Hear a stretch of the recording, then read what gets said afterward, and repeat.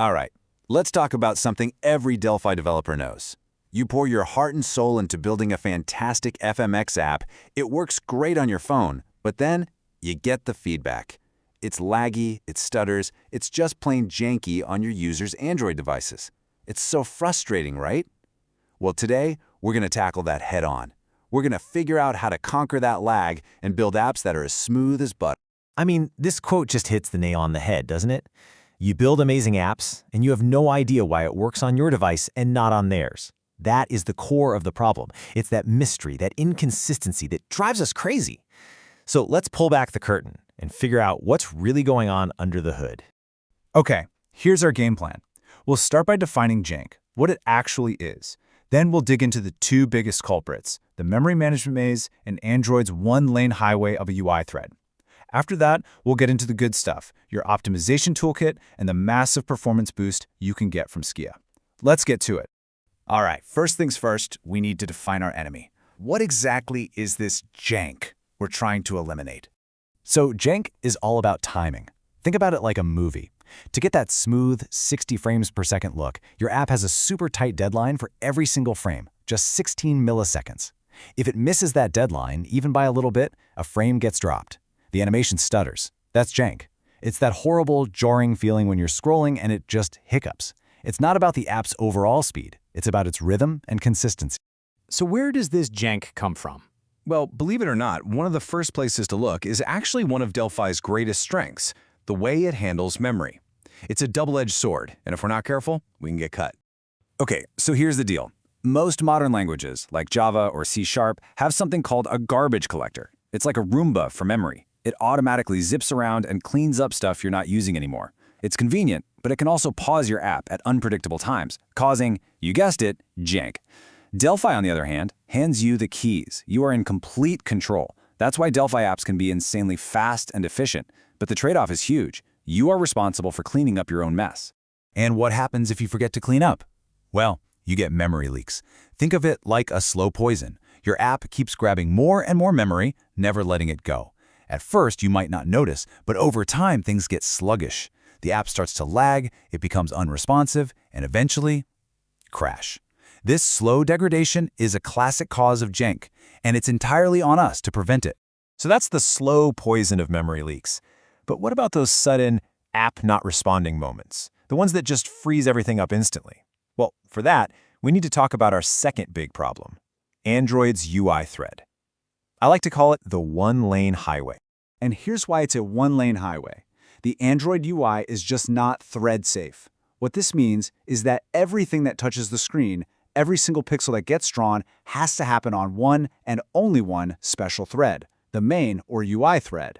It's like there's only one road leading to the screen and every visual change has to drive down it. This leads to two golden rules, two commandments of Android development you absolutely cannot break. Rule number 1, don't block the UI thread. Don't you dare try to run a big, slow task on that one-lane highway. No big file downloads, no database queries, nothing. That causes a massive traffic jam and your app freezes. Rule number 2, don't touch the UI from anywhere else. If you're on a background thread doing work, you can't just reach over and update a label. You have to safely send a request back to the main thread to do it for you. So that's the big puzzle, right? How do you do a bunch of heavy lifting in the background without blocking the UI, but then safely get the results of that work back onto the screen? This is the core challenge. Thankfully, Delphi's T-Thread gives us exactly what we need, but you gotta know which tool to use. Okay, let's look at our two main options, synchronize and queue. Think of it this way. Synchronize is like sending a certified letter. Your background thread walks up to the main thread's door, hands it a task, and then just stands there, waiting until the main thread finishes it and gives it a receipt. The background thread is totally blocked. Queue, on the other hand, is like dropping a letter in a mailbox. The background thread just posts the task and immediately goes back to its own work. No waiting. You can probably guess which one is better for keeping things moving. For a responsive UI, queue is your best friend. All right, we've diagnosed the disease, memory leaks and blocked threads. Now let's talk about the cure. It's time to open up our Delphi optimization toolkit and see what we've got. And the best part is you don't have to go on a treasure hunt for these memory leaks all by yourself. Right out of the box, Delphi comes with FastMM, which can tell you about leaks when your app shuts down.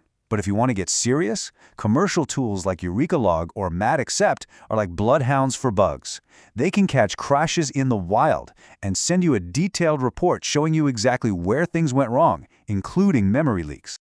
But it's not just about big tools. Sometimes it's the little things, the coding habits that add up. These are some real high-impact tips. We're talking about things like using 32-bit integers when you can for raw speed, or using var parameters instead of functions to avoid the overhead of copying data around. Pre-allocating string memory with set length before you start doing a ton of concatenations can be a massive win. These might seem small, but in a tight loop, they can make a world of difference. Okay, we've talked about fixing our own code, but now let's talk about a huge upgrade to FireMonkey itself. This is a real game changer for FMX performance, something that changes how everything is drawn on the screen. What am I talking about? I'm talking about Skia.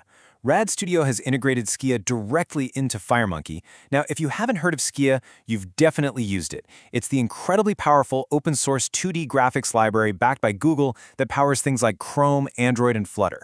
This isn't just a new component. It's a brand new engine for your app's user interface. So, what does this actually get you? Well, for starters, you get a massive boost in rendering quality and performance across all platforms, right out of the box. You get a whole new set of UI controls built on Skia, like animated images and SVG support. Your existing FMX controls automatically get mapped to use Skia so they get faster too. And here's the kicker for Android. It brings Vulkan support. That means your app can talk directly to the modern graphics hardware, squeezing out every last drop of performance. Which brings us to a really interesting thought. We always hear this debate, native versus cross-platform performance. But think about this. When you combine Delphi's raw, close-to-the-metal efficiency and manual memory control with a world-class native-speed graphics engine like Skia, well, can a cross-platform app actually start to outperform its native counterparts? The line is definitely getting blurry, and the power to build incredibly performant apps is, without a doubt, right there in your hands.